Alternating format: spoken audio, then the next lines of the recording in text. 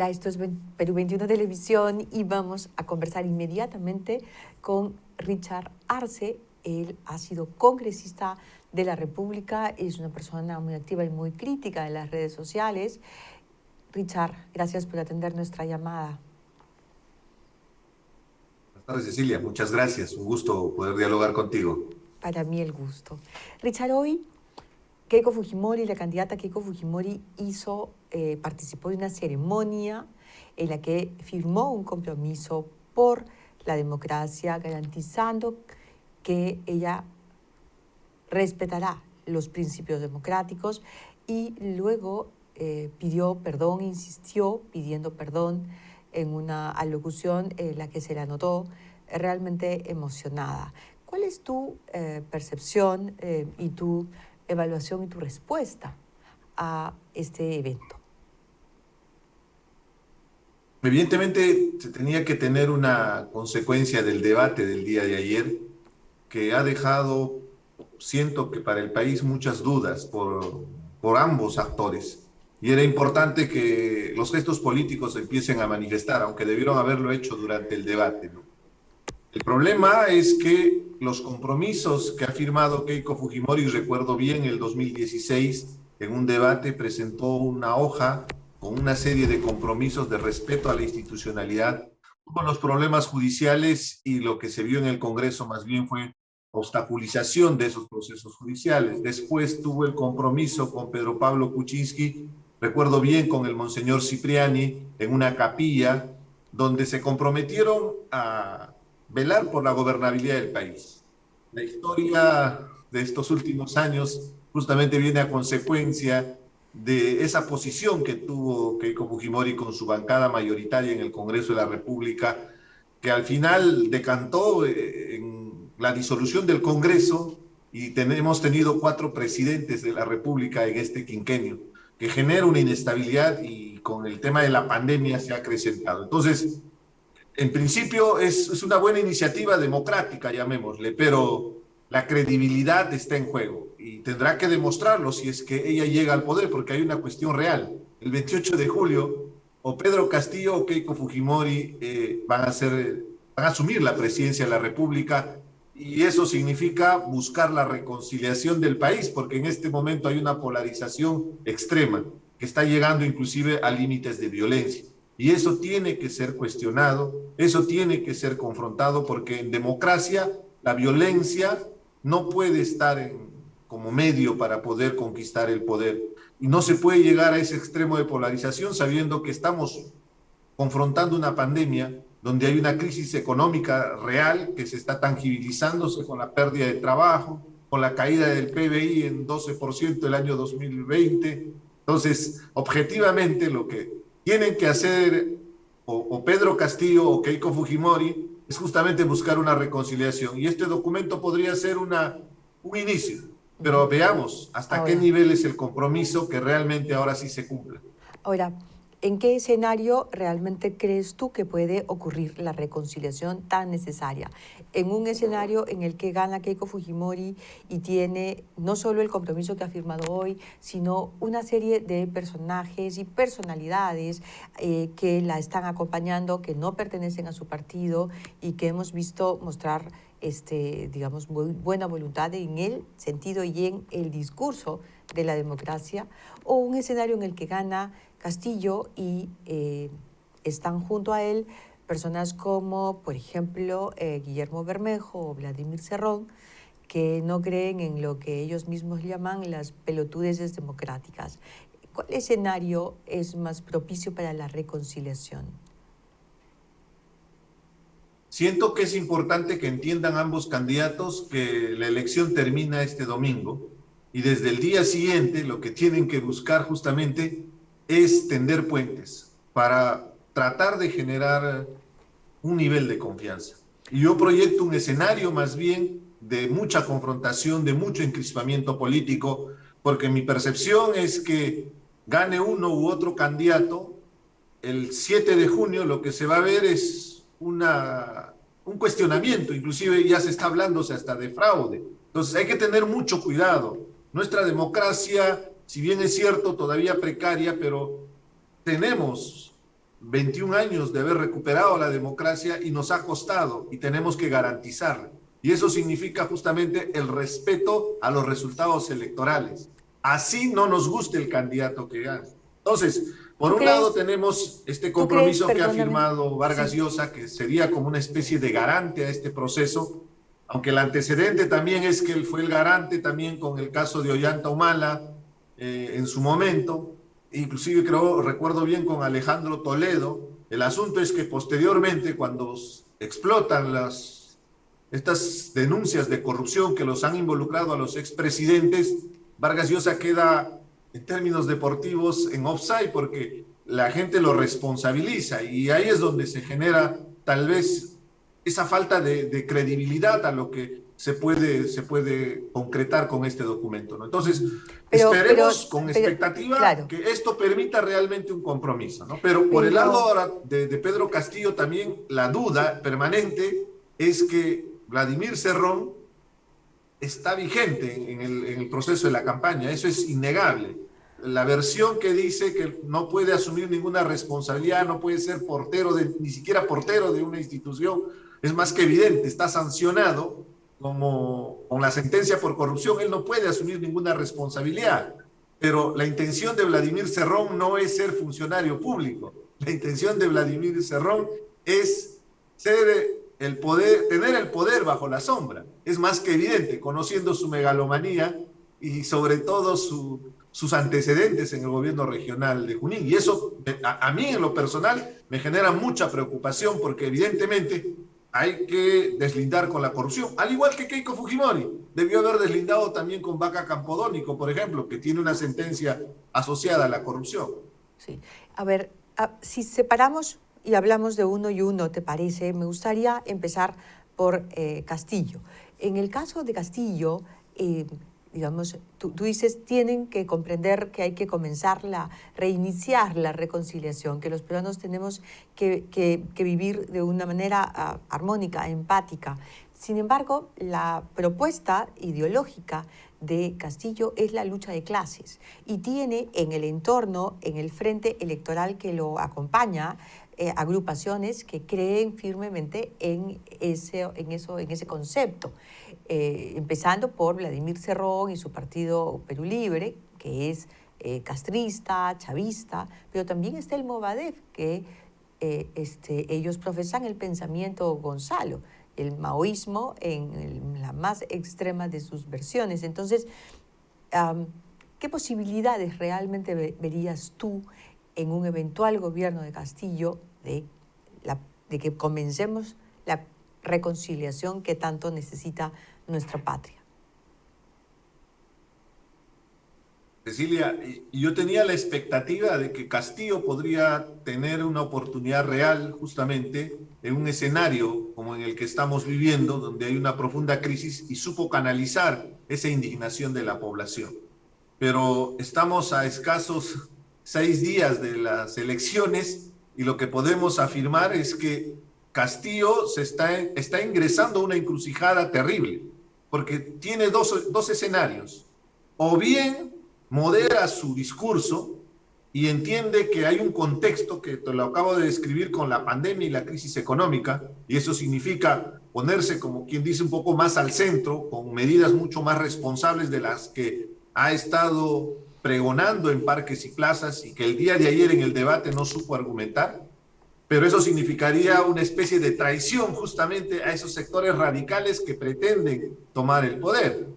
Entonces, en ese escenario de moderación, él tendría un serio problema con su partido Perú Libre y sobre todo con el sector que lo respalda y lo apoya y la gente que ha escuchado sus propuestas y espera un cambio radical.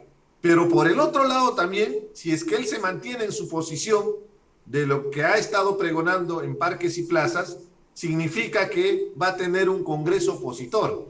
Y no solamente el Congreso, porque evidentemente no vamos a estar de acuerdo con medidas como, por ejemplo, afectar la institucionalidad del país o afectar nuestra economía, cuando él dice que va a cerrar nuestros mercados evitando las importaciones, o va a denunciar los tratados de libre comercio, o va a nacionalizar las empresas extractivas que están en el país. sin respetar los acuerdos y compromisos. Entonces, en ese escenario también tendría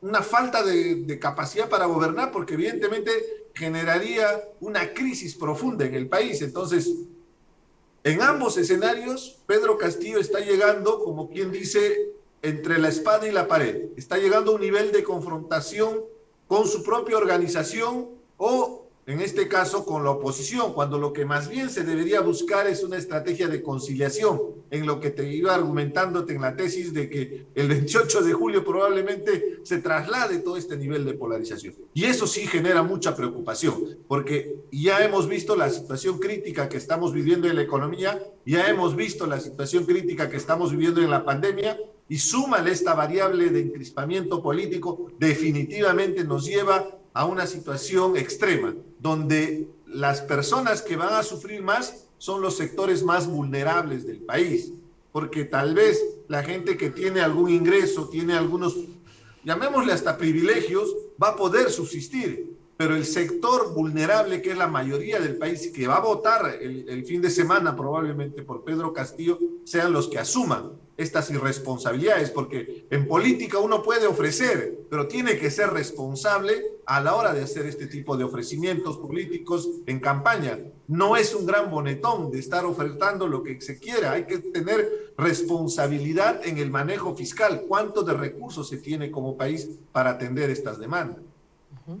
Y en materias civiles, en términos de derechos, nosotros, por lo menos aquí en Perú 21 y yo como mujer, he visto siempre una disposición más hacia el machismo y hacia la homofobia de parte de la agrupación Perú Libre y sus socios políticos. De hecho, hoy mismo el candidato Castillo respondió, cuando le preguntaron sobre el incremento de feminicidios, estamos a 31 de mayo, Richard, y hay ya 46 feminicidios ocurridos en nuestro país y 33.000 mujeres han denunciado agresiones y violencia familiar. Y el candidato, que podría ser presidente, responde claramente, y te lo voy a leer porque de pronto no me crees, responde que el feminicidio es producto de la ociosidad que genera el mismo Estado, la desocupación y la delincuencia, endosándole al sistema la responsabilidad y no al asesino. La verdad es que es muy grave escuchar este tipo de posiciones. ¿Qué piensas tú? Desatinada la expresión del día de hoy que ha tenido Pedro Castillo. Todos hemos estado sorprendidos con la convocatoria masiva que ha tenido en Juliaca en uno de sus mítines políticos, pero después de escucharle un tema tan sensible, que justamente ha sido el tema polémico estos últimos años, llegando a extremos que se han originado hasta movimientos, esta organización de Con mis hijos no te metas, o del otro lado, los grupos feministas, que pretendemos enarbolar la educación con enfoque de género como una estrategia para la defensa justamente de las mujeres y sobre todo para evitar los feminicidios, la violencia contra la mujer, deja mucho que desear. Y en eso no hay medias tintas, al contrario, tenemos que ser confrontacionales cuando hay desconocimiento, desinformación. Y eso es lo que ha expresado el día de hoy Pedro Castillo al hacer ese tipo de afirmación. La violencia contra la mujer no tiene estrato socioeconómico. La violencia contra la mujer lamentablemente es transversal a los diferentes niveles socioeconómicos del país, porque cuando él hace esa afirmación, uno puede hacer una inferencia. O sea, es un problema de la pobreza y es un problema de la violencia que está asociado solamente a la gente humilde, a la gente que no tiene recursos económicos, lo cual es absolutamente falso. Si hacemos el análisis de los casos de feminicidios y de violencia a la mujer, está en todo nivel, porque trasciende más allá inclusive de la propia educación, del estatus económico, porque es un tema de una educación desde muy niños para romper estos esquemas mentales que pretenden imponer la posición del varón sobre la mujer, que inclusive consideran a la mujer como un objeto, como un ser inferior. hay mucha información, por eso es determinante la educación con enfoque de género, para que desde niños aprendamos a respetarnos entre varones y mujeres, aprendamos a compartir roles reproductivos y productivos. Me refiero en el hecho de la responsabilidad, por ejemplo, del cuidado del hogar. Yo vengo de la sierra y yo sé cómo es el machismo, cómo el patriarcado genera formas de imposición para que se diferencien los varones y las mujeres, llegando al extremo de considerar a la mujer como si fuera un ser inferior a los varones. Y eso es un tema cultural que se va a tener que confrontar justamente con educación. Y estos años, inclusive hay propuestas de organismos promotores de los derechos humanos que buscan justamente la educación con enfoque de género. Y eso, que no conozco un candidato, deja mucho que desear. Pero de la misma manera, ojo, con Keiko Fujimori también, atrás está el grupo de Con mis hijos no te metas. Tiene el respaldo abierto del candidato presidencial que quedó en tercer lugar, es uno de los promotores justamente, López Aliaga, justamente de este sector, que niega una propuesta que es importante. No tiene nada que ver con homosexualización, no tiene nada que ver con dar información distorsionada a los niños. Lo que busca es justamente la igualdad entre varones y mujeres. Ayer en el debate, Keiko Fujimori dijo que ella creía en la igualdad de género y Pedro Castillo ni siquiera respondió la pregunta. Digamos, revisando o ateniéndonos al compromiso democrático que la candidata Fujimori ha firmado, Richard, ¿tú no crees que ella va a mantener su palabra? Si bien puede haber pues incluso un pensamiento conservador en ese sentido, no solo desde las agrupaciones que la apoyan, sino desde desde su propia y misma agrupación. Ella se está comprometiendo a respetar lo que se ha avanzado, por lo menos en estos términos. Desde el otro lado no hay ningún compromiso. Espero que Keiko Fujimori pueda cumplir, Cecilia, porque el antecedente es lo sucedido en el Congreso de la República. Durante los 3 años que estuvimos en la representación de la población en el Congreso, lo que hemos visto más bien es un manejo direccionado en el Parlamento para oponerse a cualquier propuesta que promueva justamente la educación con enfoque de género, llegando al extremo de ridiculizar cualquier modificación legal que tenga la palabra género. Generaban como una especie de animadversión a la palabra género, cuando en realidad trasciende más allá de sus interpretaciones. El problema es que acá había detrás un impulso fuerte de sectores evangélicos, religiosos, que se respeta, pero que tienen que entender que la educación con enfoque de género es importante. Entonces, ella creo que tiene un gran reto frente al país, en vista que tiene ese antecedente, ahora tiene la oportunidad de garantizar que la educación con enfoque de género es vital para mejorar justamente esta situación de violencia contra la mujer, para garantizar que en el futuro no tengamos esta incidencia de feminicidios.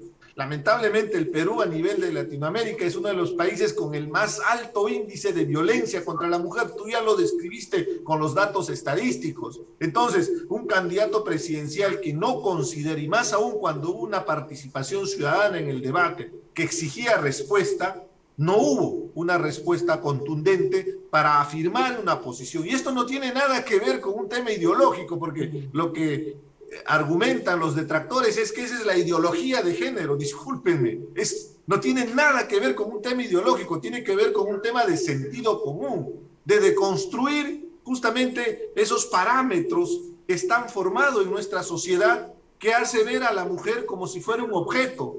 Las evaluaciones de los feminicidios nos muestran con estudios documentados que la argumentación principal es que el varón piensa que la mujer es de su propiedad, es un objeto. ¿Y cómo se logra cambiar? Justamente con la educación desde niños, para que entendamos que tenemos los mismos derechos varones y mujeres. Y eso es muy importante y el mensaje tiene que ser contundente. Vladimir Cerrón tiene expresiones bastante machistas, bastante misóginas, hasta homofóbicas, y se trata de entender cuando se ve que gente en Perú Libre tiene esa posición. Por eso es importante, por ejemplo, el día de ayer tenía una maravillosa oportunidad Pedro Castillo para hacer un deslinde, porque no solamente es de boca, sino también con compromiso. Yo creo que tenía la gran oportunidad de poder desarrollar esta idea, porque hay gente atrás que quiere apoyarlo en el tema. Entiendo bien que Juntos por el Perú, el Frente Amplio, hay sectores de feministas que están apoyando a Pedro Castillo, deberían darle esta información que es valiosísima para el futuro de nuestra sociedad. No es un tema de estrategia política, y espero que en el caso de Keiko Fujimori también entienda que esto trasciende más allá de la amistad que pueda tener con estos sectores radicales y esta organización que hay atrás de Con mis hijos no te metas, que justamente va en contra de lo que tanto estamos pregonando en este momento de promover una educación con enfoque de género. Yo veo un poco difícil que el candidato Castillo tenga la disposición él mismo de abordar este tema en profundidad. Él se ha sentido siempre muy orgulloso de su servicio como rondero de rondas campesinas. No son los ronderos de los comités de autodefensa, son diferentes los roles que cumplen unos y otros. Los ronderos de los comités de autodefensa enfrentaron al terrorismo, sirvieron al país casi desde una perspectiva militar. En cambio, los ronderos de las rondas campesinas cumplen un rol más bien de vigilancia respecto de los robos, los abigeos, los malos comportamientos. Pero se arrogan el rol de moral, ¿no es cierto?, de sancionar a las mujeres a las que son acusadas o de brujas, hechiceras o de adúlteras. Y les pegan con látigos. Y eso es algo que ocurre y lo saben todos los peruanos que siguen la información. Nosotros lo publicamos siempre como algo realmente increíble en estos tiempos, pero ellos lo defienden y así viene y sigue ocurriendo. Y los ronderos de Cajamarca son muy violentos. Y eso es algo que no se ha querido abordar. A mí realmente me parece alucinante que haya congresistas o excongresistas de los partidos como Nuevo Perú o Frente Amplio que no se han detenido frente a ese tema. Hay una enorme contradicción, por no decir hipocresía, en la forma como se abordan los temas respecto de los segmentos más conservadores del país que están detrás del electorado en ambos grupos. Eso tampoco se puede negar. Tú has referido muy bien a las iglesias, al pensamiento por el otro lado, por el lado religioso, también más conservador. Eso ocurre en nuestro país. Tenemos que encontrar un punto de encuentro entre todos, pero la violencia es un hecho y eso no se está sancionando, Richard. Es importante, Cecilia, entender un poco qué sucede con el país. Y en esto sí yo discrepo porque en el Ande ha habido mucha ausencia de un Estado y sobre todo en la impartición de justicia. Entonces, por eso es que en las comunidades imparten su propia justicia. Evidentemente no vamos a avalar actos de violencia extrema, menos de algunos casos que han sido emblemáticos, que han llegado a extremos, ¿no? Eso es innegable. Pero también tenemos que entender que nuestro país no es una sola unidad.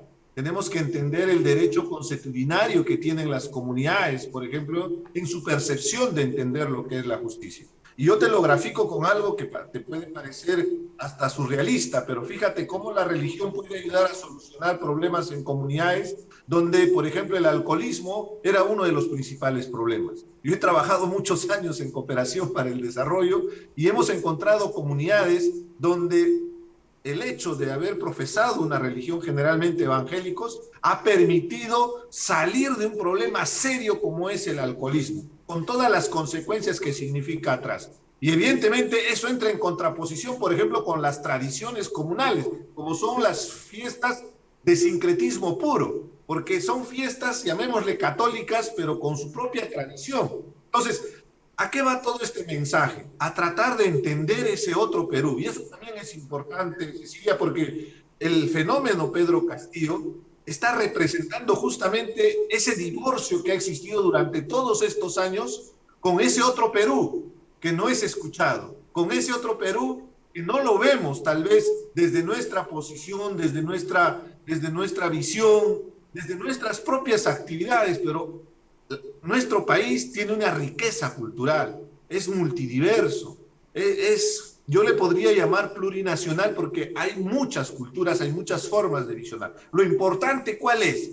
Buscar consensos, escuchar, tratar de ser tolerantes, dialogar, y se puede solucionar. Y en ese aspecto yo sí resalto, por ejemplo, en las comunidades que solucionan los temas de violencia familiar cuando la comunidad interviene.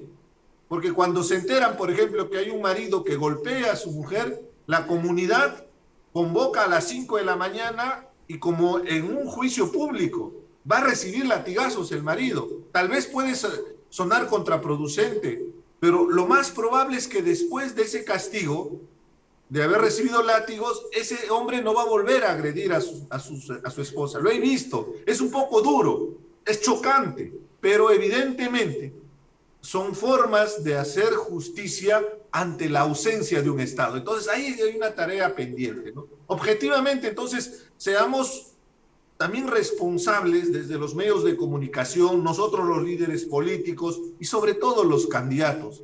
Tratemos de buscar esa reconciliación, tratando de entender esa diversidad que existe en el país. Yo creo que ahí está el camino, porque lo otro, la polarización, la confrontación, va a terminar en violencia. Y recuerden bien, sectores extremistas aprovechan esos escenarios justamente de reivindicación, de reclamo, de buscar justicia para poder meter de contrabando sus mensajes, exacerbar las emociones e inclusive llegar a extremos. Y esperemos que los radicales no tengan una opción en nuestro país, ni de derecha ni de izquierda, Cecilia, con toda claridad, porque hay que ser objetivos. Yo soy un hombre de izquierda, pero cuestiono a los sectores radicales de izquierda, como también cuestiono a los sectores radicales de derecha. Te hablaba de López Aliaga, su mensaje era antidemocrático durante la campaña, pero ha calado en la población porque hay un sector que es fácilmente exacerbable frente a estas circunstancias.